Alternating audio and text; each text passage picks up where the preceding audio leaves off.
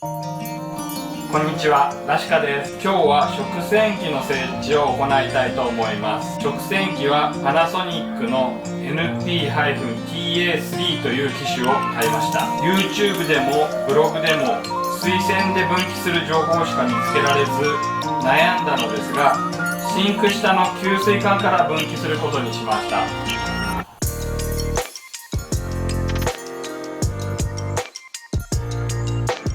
材料や道具はこちら。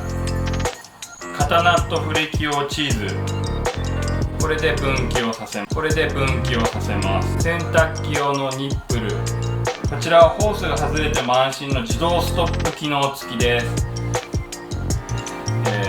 洗濯機用なんですけども、使用可能温度が60度になっているので、うちの給湯器の最高温度が60度だから問題ないと思います。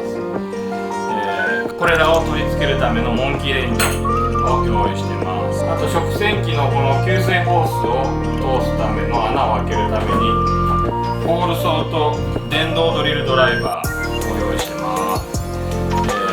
今回給水と給湯管を入れ替えるために床下のかけ起こり管を切ってつなごうと思いますので、カットするためのカッターとジョイントを2つ用意してます。